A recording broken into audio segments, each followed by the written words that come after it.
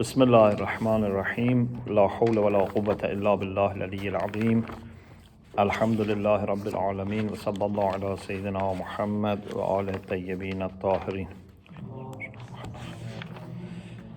اللهم أخرجني من ظلمات الوهم وأكرمني بنور الفهم اللهم افتح علينا أبواب رحمتك وانشر علينا خزائن علومك برحمتك يا أرحم الراحمين. Alhamdulillah, we have tawfiq to continue our study of Kashf al-Murad. We are dealing with the last objection about Allah's knowledge. So this is just end of Mas'alat al-Thaniya. In my book is page 400, but I think in your edition, of course, the page numbers are different. But just before al-Mas'alat al-Thalitha fi annahu ta'ala hayyun.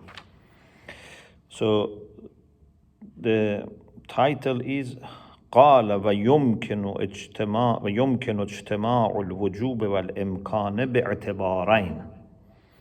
The late Khaja Rahmatullah alayh said that it's possible to have necessity and contingency or possibility at the same time, but with two different considerations. Allah Mahaldi explains that again, like previous cases, Khaja, without mentioning the objections, is giving the answer. So he's explaining what could be a potential objection. أقول هذا جواب عن احتجاج من نفى علمه تعالى بالمتجددات قبل وجودها.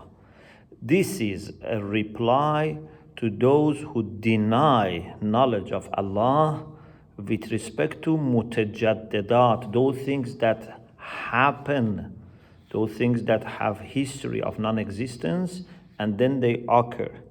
So they said Allah doesn't have knowledge of such things قبل وجودها.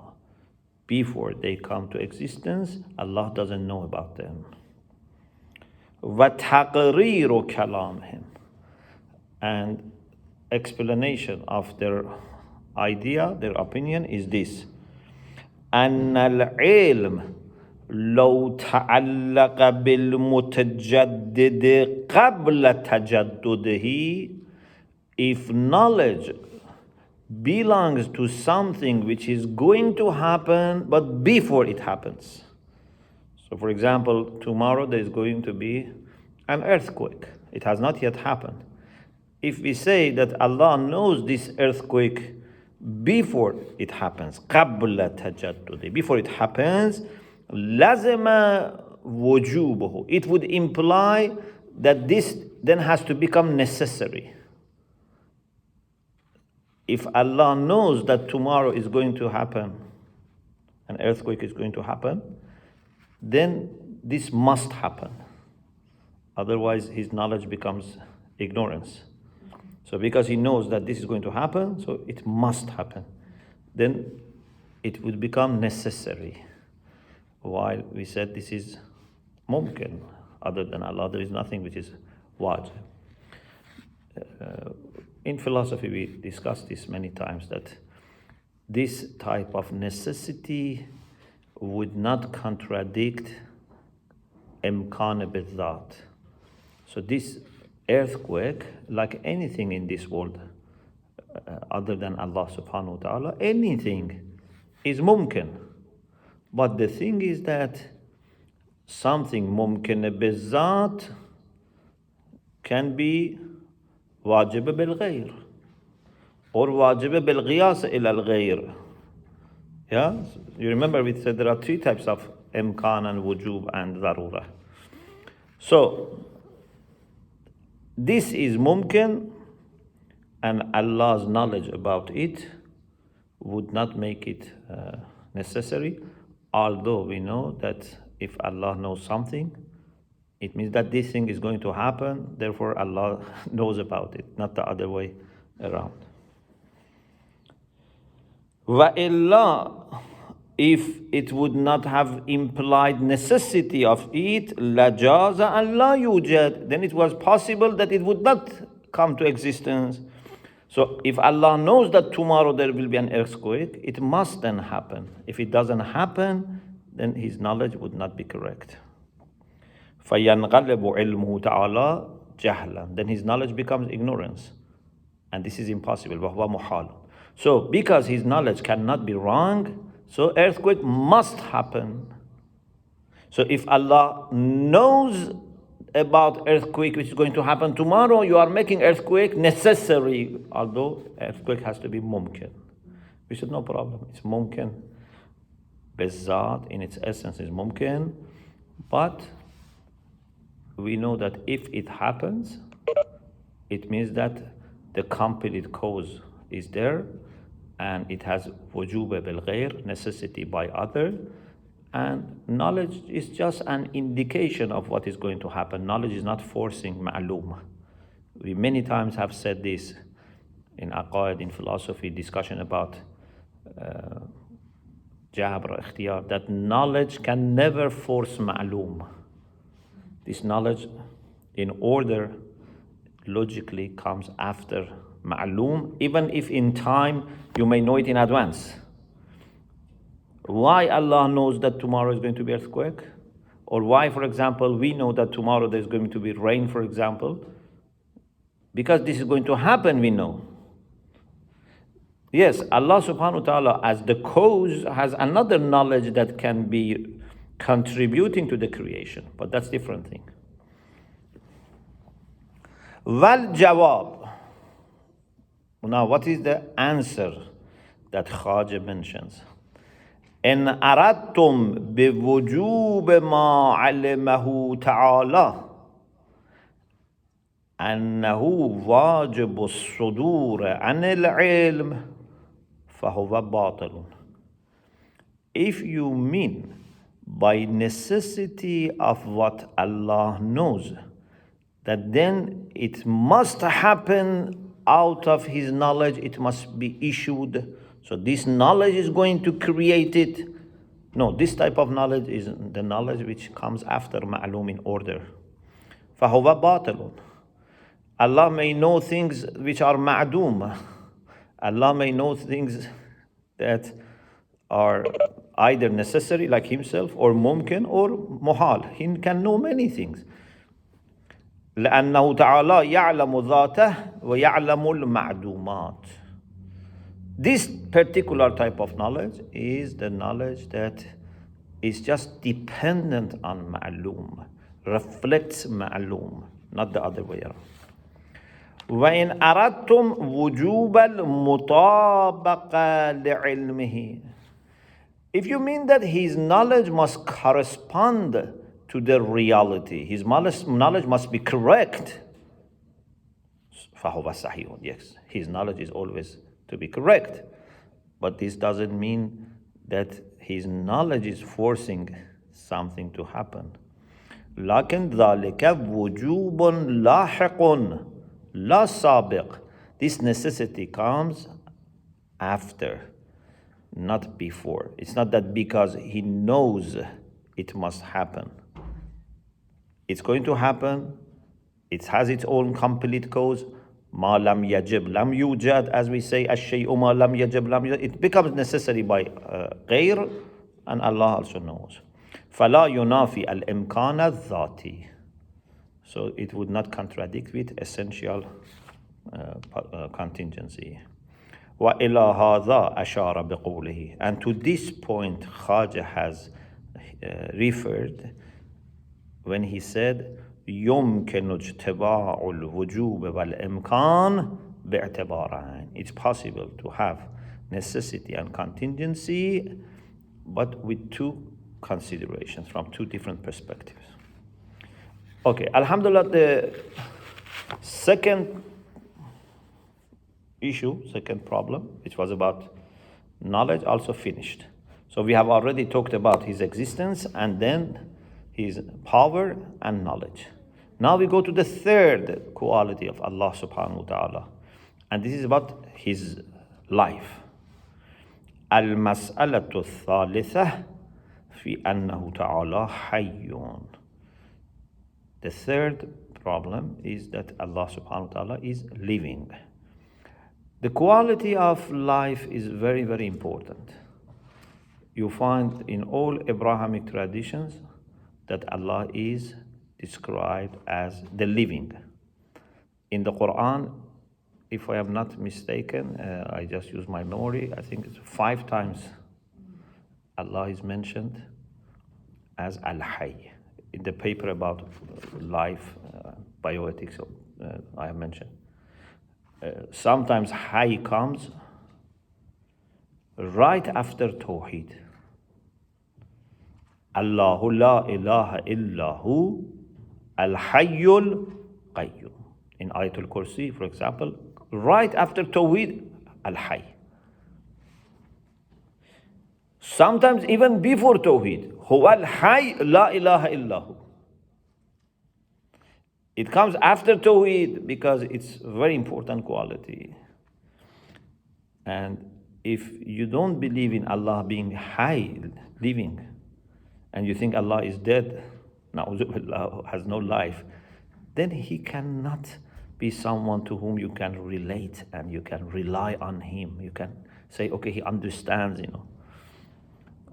Even if He sleeps, or even if He becomes sleepy, is a problem. لا تأخذه سنة ولا نوم. Not only He is not dead, He is not even sleeping, and He's not even in need of nap. Yes?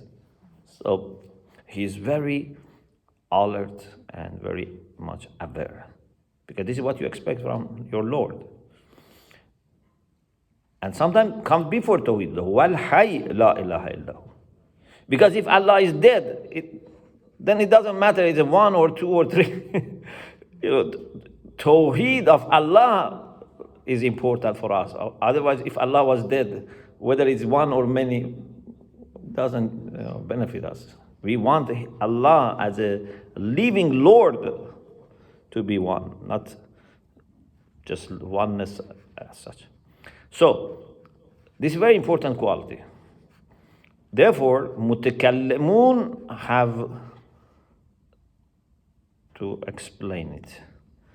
Maybe if you were just following philosophical way of thinking, you didn't need to talk about this that much, because you could say, okay, He has knowledge, He has power, He has will. But for you as a mu'min who also wants to use intellectual approach to religion, certainly you have to explain the concept of Hayy, the living, for Allah subhanahu wa ta'ala. Khaja has just very small sentence. قال وكل قادر عالم حي بالضرورة. That's it. This is what Khaja says. وكل قادر عالم حي بالضرورة. Everyone who has power and knowledge necessarily is living. Because we don't mean by Hayy unless someone that has power and understanding. What is the difference between a human being or animal or a plant and a piece of wood or stone? What's the difference? Why you call, for example, this animal or this human being living, and those things like a stone, wood, you say, for example, I mean dried wood, not tree. Why say they are dead? Because those things which are dead have no understanding of what is happening to them or what is happening around them. They cannot do anything. They cannot benefit themselves. They cannot harm themselves if they are dead. They are totally passive and just subject to changes which are forced on them.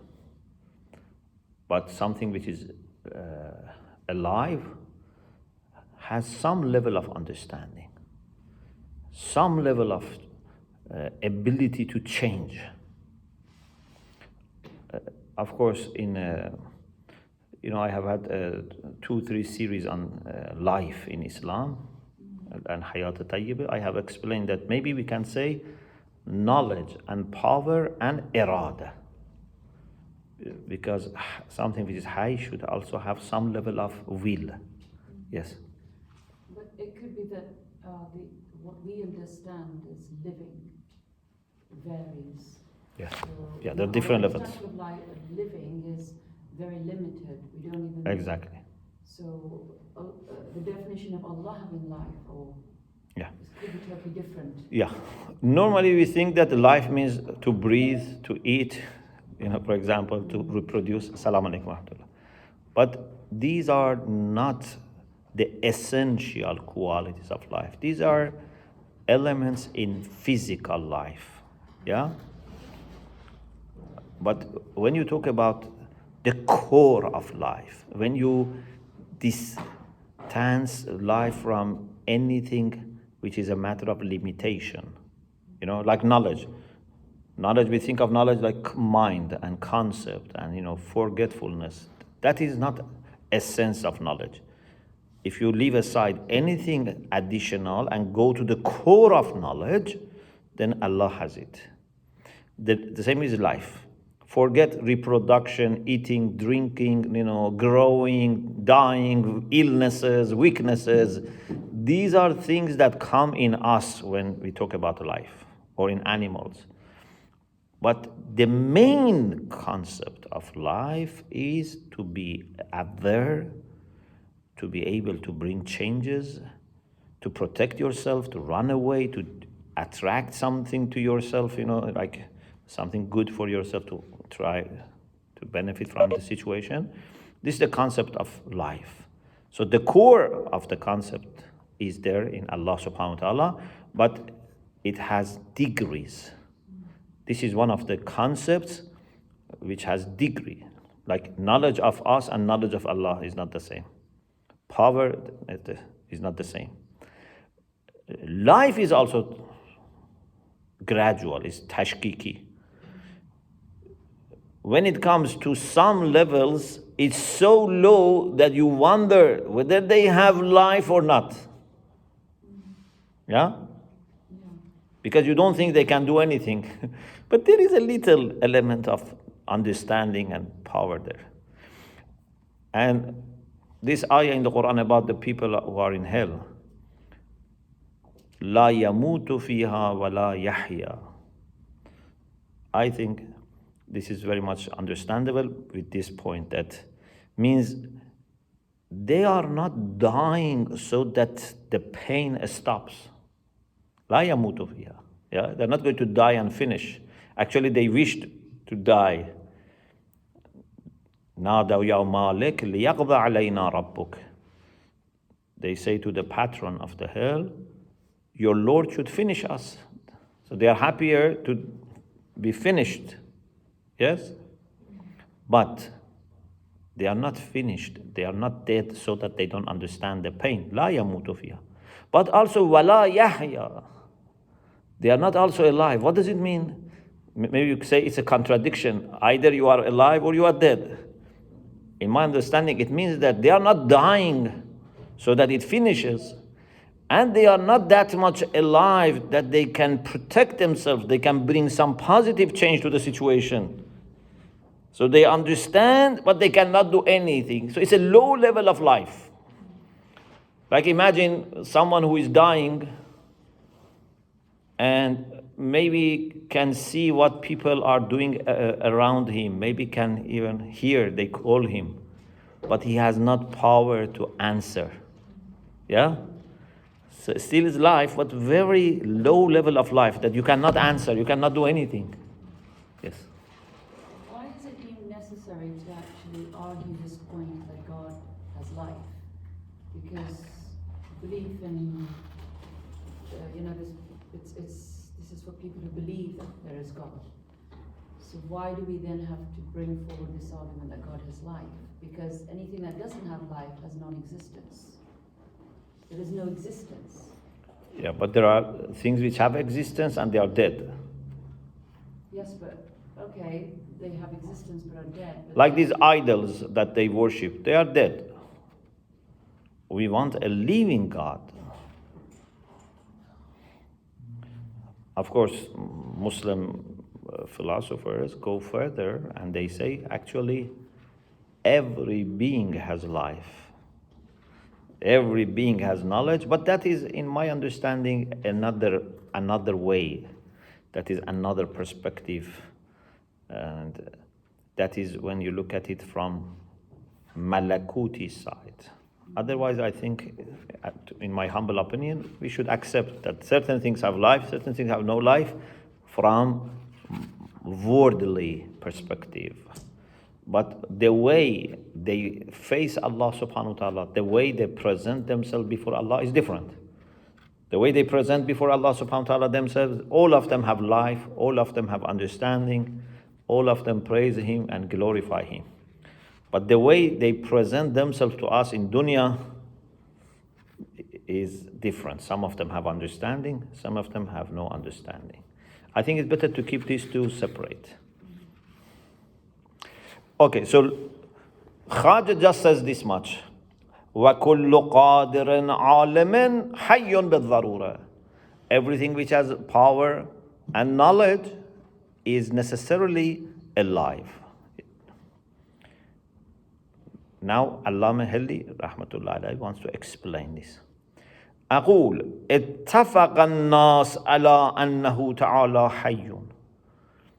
People, and here we mean by people, mutakallamun, theologians, people in our field, not every person. Yeah? So we are not talking about atheists, we are not talking about people who have no interest in religion. We are talking about mutakallamun, about theologians. So they have consensus that Allah is living. But وَاخْتَلَفُوا فِي تَفْسِيرِهِ. But they differ on interpretation of this. Like everyone says Allah is just.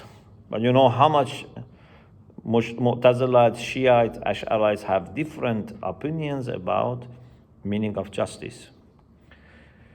So life is the same. فَقَالَ قَوْمٌ. Some people have said إنه عبارة عن كونه تعالى لا يستحيل أن يقدر ويعلم. Some people have tried to give a definition which is salbi, negational. I am not saying negative, I am saying negational. Yeah, you remember we had salbi, ijabi, like sifat salbiya. So the way they describe hayat is this, that Allah subhanahu wa ta'ala is not impossible for Him to have power and knowledge. Okay? So anything which can have knowledge and power can have life. And then, because we have proved that He has knowledge and power, so He has life. Okay? So, according to this definition, just the fact that it's not impossible. Even, for example, suppose something is like, for example, an embryo. An embryo, maybe you say, doesn't have any knowledge. أخرجكم من بطون أمهاتكم لا تعلمون شيئا. Suppose we say this ayah means that you have absolutely no knowledge. But still, we say this is alive. Why? Because it's not impossible for embryo to have knowledge. Is it impossible to have knowledge? No. So this is alive. But a piece of stone, a piece of metal, it's impossible to have knowledge, so they have no life. So one way is this. لا يستحيل أن يقدر ويعلم. It's not impossible that He would have power and knowledge. وقال آخرون. But some other people have said إنه من كان على صفة لأجله عليها يجب أن يعلم ويقدر. Some people said no. Knowledge and power actually follow hayat, follow life. Life means to have a quality that would require, would imply, would bring forth power and knowledge. Yeah? So hayat is to have a condition, a quality, that then you must also have knowledge and power. It means these are like two results, two fruits of life. Man kana, so hay, living, is the one who has a sifa, who has a quality that because of that he must know and have power.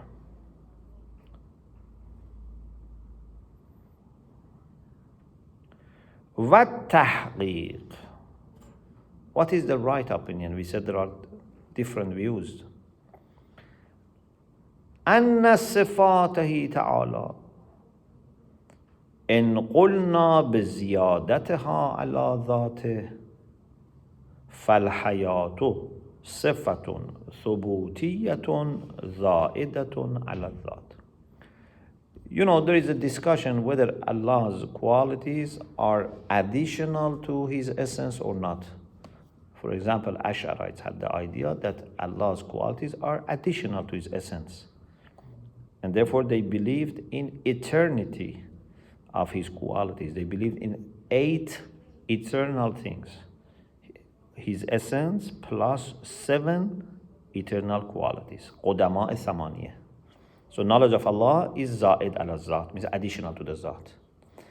If you go that route, then you have to say Hayat is also a quality additional to His essence that would imply power and knowledge. But if you don't want to go that route, because you don't want to say Allah in His essence lacks these qualities, then you can say Allah is the one that for His essence, knowledge and power are not impossible. He is not, even for His knowledge you can say He is not ignorant. He is not, for power you can say He is not incompetent. So it's a way to just understand how that essence is equipped with different types of perfection without making those perfections additional to that essence. And we said, Amirul Mu'minin Salam in Nahj al-Balagha says, Kamal al-Ikhlas lah nafyu sifat an.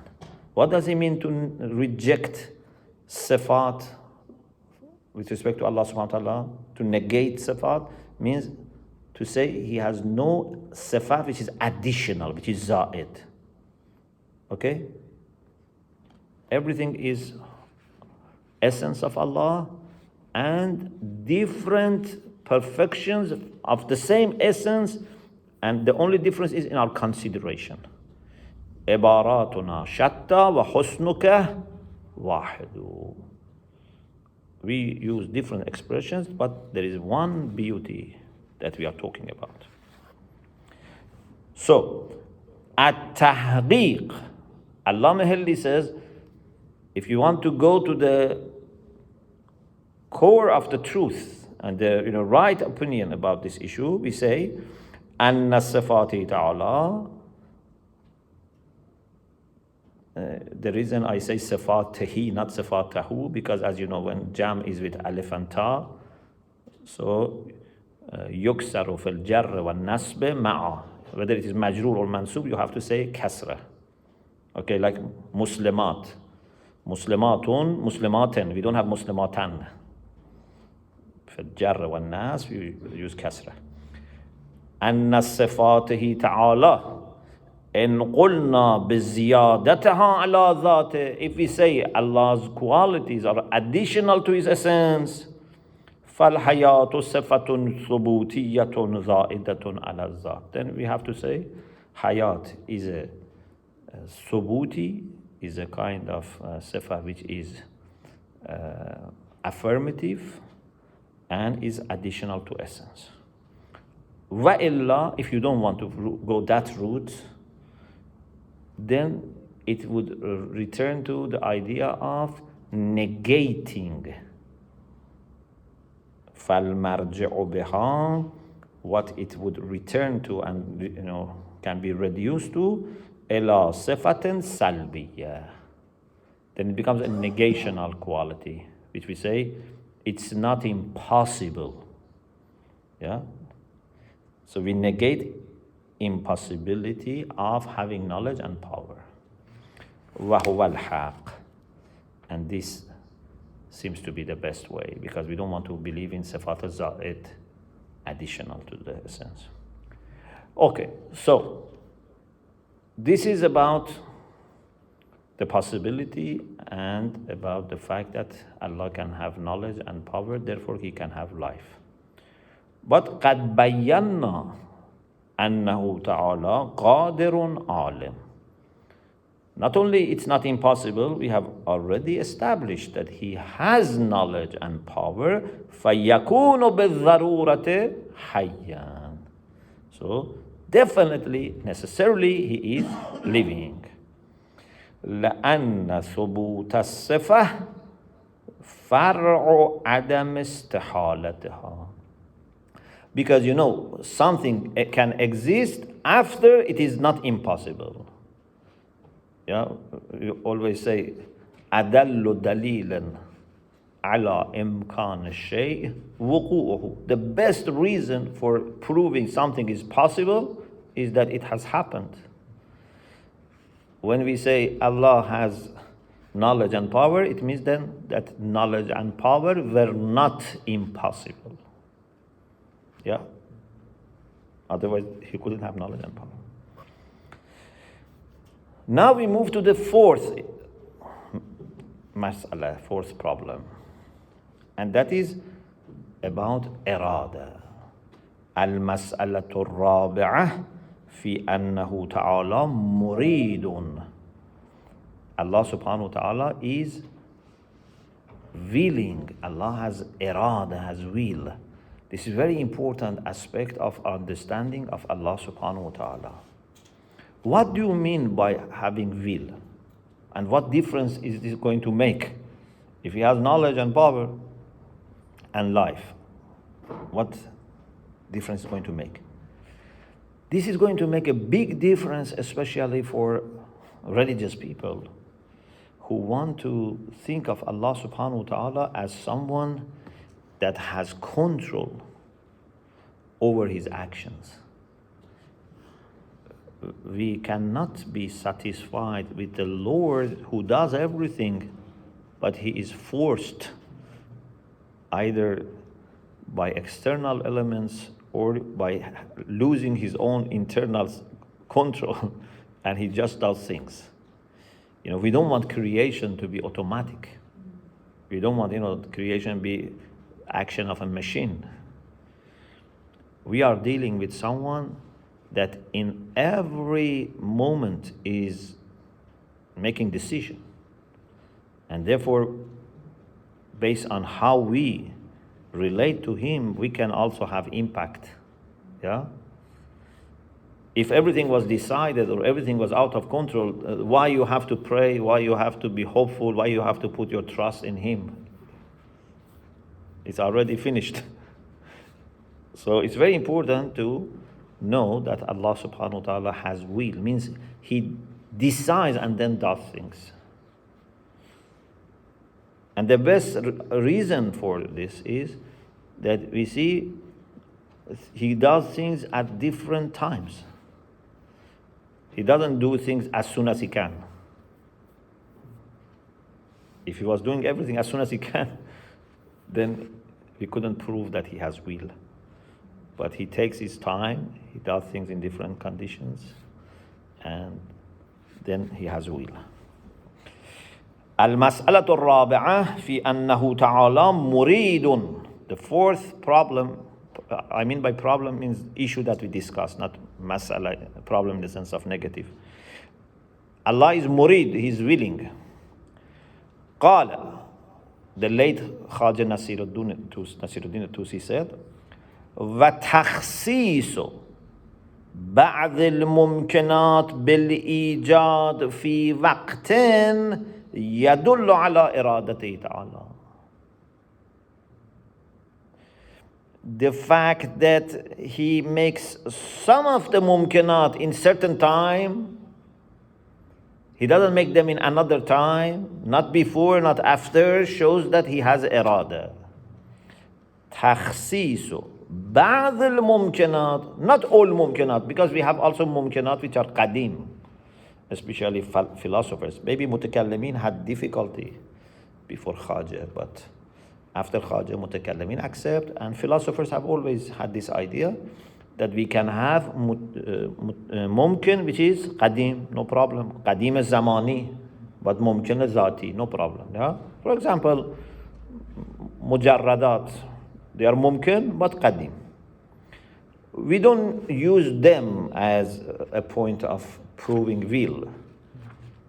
This argument uses those mumkinat which are temporal, not eternal. Yes?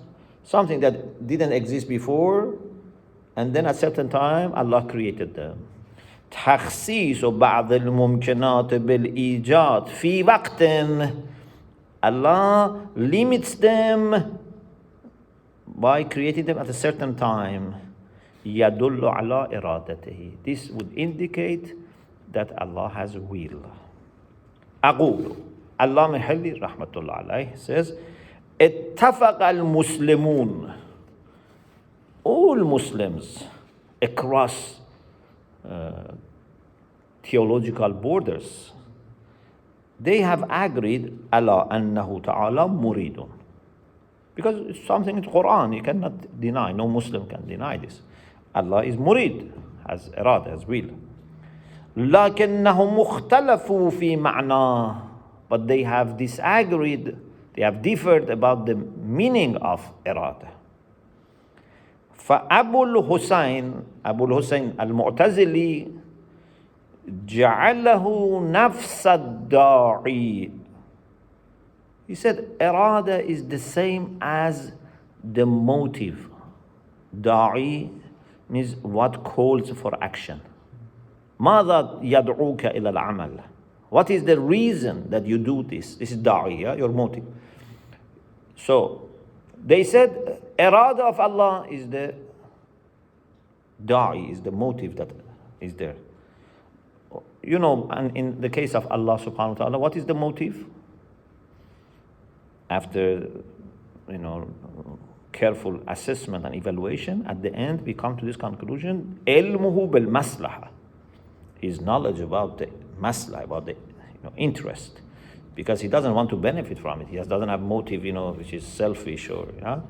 So he knows what's the best time for producing the maximum interest. Hakim doesn't do things without reason, doesn't do things with selfish reasons, doesn't do things with inadequate reasons.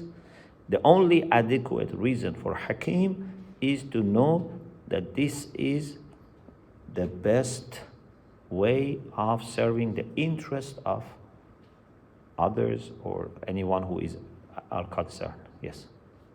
So I'm just trying to see how this manage this with if Allah is constant and unchanging. Yeah. And then you have this irada that you mentioned, a certain time, maslaha. But is it not the case that He is constant?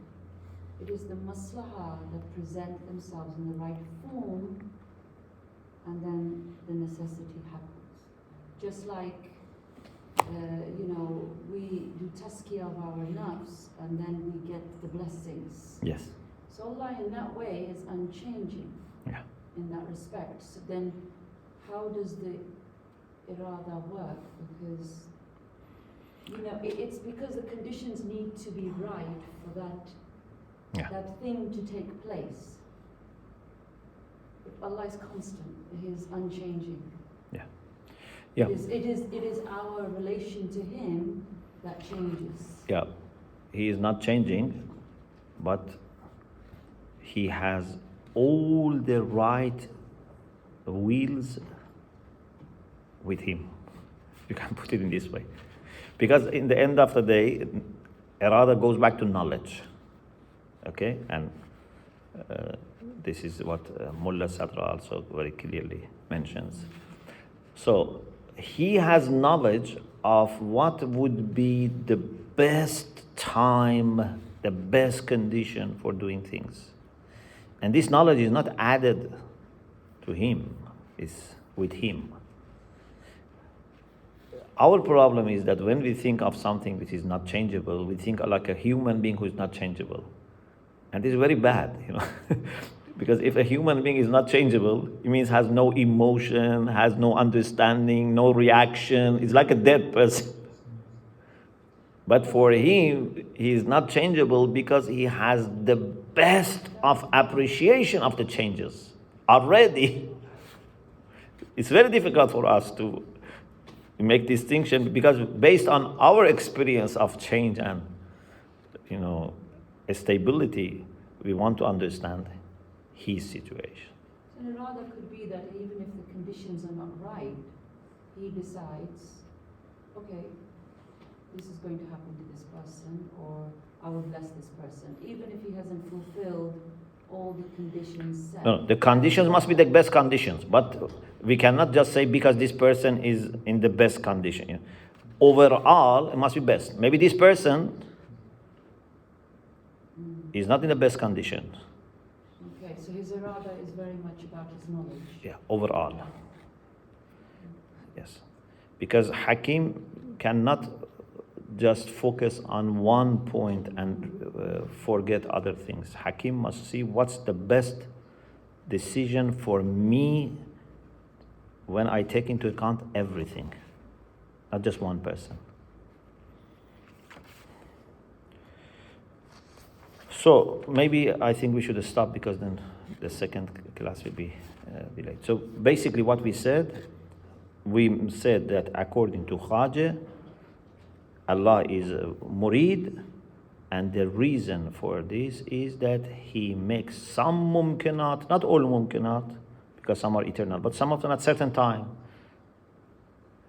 He didn't make them before, He didn't make them after, although He had the power. So this shows that He has a way to decide. Then Allah said, all Muslims agree on this, but they have different interpretations. What are those interpretations? Inshallah we discuss next week. وآخر دعوانا أن الحمد لله رب العالمين. السلام عليكم.